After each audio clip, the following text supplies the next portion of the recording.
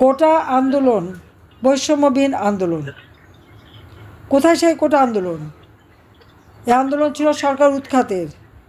বাংলাদেশ যখন উন্নয়নশীল দেশের মর্যাদা পেল, আর্থসামাজিকভাবে উন্নয়নের পথে এগিয়ে গেল, তখন এই খুনি ইউনূস অবৈধভাবে সংবিধান লঙ্ঘন করে মানুষ হত্যা করে ক্ষমতা আসলো। কেন? আমাদের বিশাল সমুদ্র সীমা, আমাদের পোর্ট, আমাদের দেশকে অন্য হাতে তুলে দেওয়ার জন্য। আমি রাজি হইনি বলেই আমাকে ক্ষমতা থেকে হটানোর জন্য এই চক্রান্ত শুরু। ইউএস এইডের টাকা,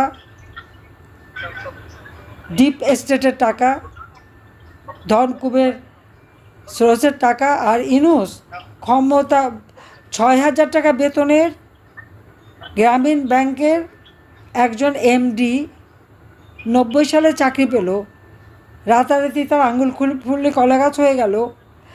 ৯৬ সালে ৯৭ সালে আমি তাকে গ্রামীণ ফোনের ব্যবসাটা দিয়েছিলাম এবং গ্রামীণ ব্যাংকে ৪০০ কোটি টাকা করে এই ব্যাংক শক্তিশালী করে দিয়েছিলাম।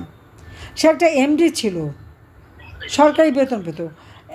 আমার প্রশ্ন, প্যারিসে যারা আছেন তাদের কাছে প্রশ্ন, প্যারিসে তো ইউনূসের অনেক সম্পত্তি, তার বাড়ি আছে, দুটি ব্যাংকে তার অংশীদারিত্ব আছে, তার আরও অনেক বিনিয়োগ আছে। আপনারা কি একবার খুঁজে বের করেছেন যে এই বিনিয়োগটা কোথায়? আপনারা কি প্রশ্ন তুলেছেন এত টাকা কোথা থেকে তার আসলো, যে সে এখানে বিলিয়ন বিলিয়ন ডলার সেখানে সে বিনিয়োগ করলো? ওই প্যারিসে মাকে মেরেছে, ঘরে ঢুকে স্বামীকে বেঁধে রেখে, স্ত্রীকে, স্বামীকে বেঁধে রেখে উলঙ্গ করে রেখে দিয়েছে, নারীকে উলঙ্গ করে তাকে রেপ করে সেটা আবার ছবি দিয়েছে। এই তো ইউনূস রাষ্ট্র চালাচ্ছে। একটা ১৩ বছরের বাচ্চা শিশু, ১৬ বছরের শিশু, তাদেরকে গ্রেপ্তার করে, ১৪ বছরের শিশু তাদেরকে গ্রেপ্তার করে, তাদের বিরুদ্ধে মামলা। শিশুদের অবমাননা, নির্যাতন, নারীদের উপর পাশবিক অত্যাচার, নারী ধর্ষণ, হত্যা, খুন, এটাই তো বাংলাদেশে ইউনূসের যদি কোনো সফলতা আছে, এটাই আছে সফলতা। নারী শিশু ধর্ষণ, সেই ১৩ বছরের শিশু থেকে শুরু করে সব দলের সব বয়সের নেতাকর্মীদের গ্রেপ্তার, তাদেরকে মানুষ হত্যা করা, নির্বিচারে হত্যা করা। আর যারা এই হত্যার সাথে জড়িত, মেট্রো রেল, তারপরে বিটিভি ভবন, সেতু ভবন, সড়ক ভবনে যারা আগুন দিয়ে পুড়িয়েছে, তারা হলো হিরো। এরা হলো জুলাই হিরো। আগুন দিয়ে পোড়ানো, পুলিশ হত্যা করে পা বেঁধে ঝুলিয়ে রাখা, আওয়ামী লীগ হত্যা করে পা বেঁধে ঝুলিয়ে রাখা, নারী শিশু ধর্ষণ করা, এরা হয়ে গেছে গোপালগঞ্জে গণহত্যা করা, এরা হয়ে গেছে হিরো।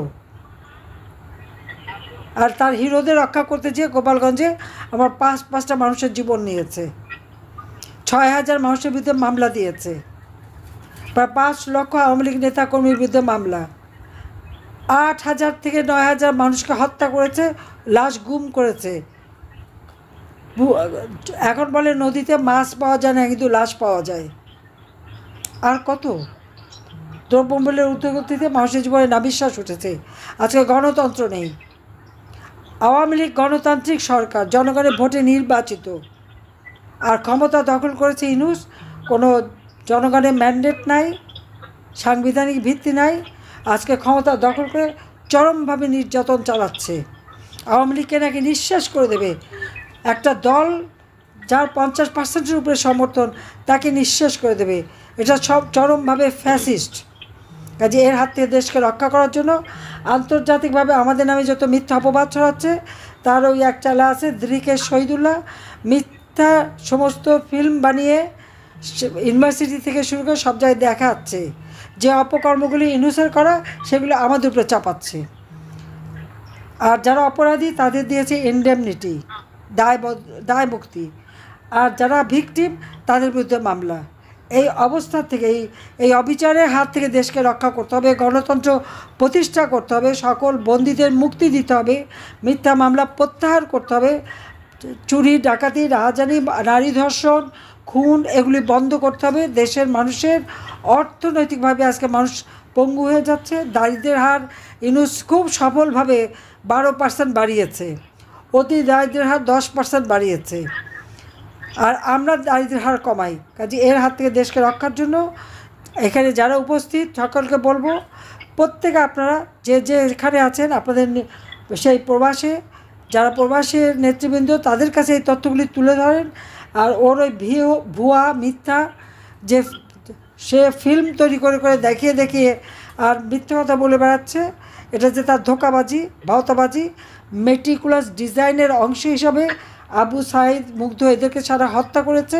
কাজে এই হত্যাকারীর হাত থেকে দেশকে রক্ষা করতে হবে। কাজে সবাই এক হয়ে, ঐক্যবদ্ধ হয়ে সকলে দেশে মানুষের গণতান্ত্রিক অধিকার, অর্থনৈতিক উন্নতি, সামাজিক নিরাপত্তা এবং সাংস্কৃতিক মুক্তির জন্য এক হয়ে আন্দোলন করবেন। অসাম্প্রদায়িক চেতনার বাংলাদেশ এগিয়ে যাবে।